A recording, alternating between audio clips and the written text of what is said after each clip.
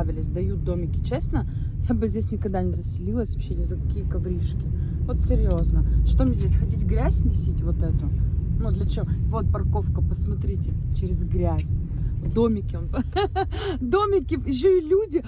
Боже, кто сюда заселяется? Вы посмотрите, какая грязюка.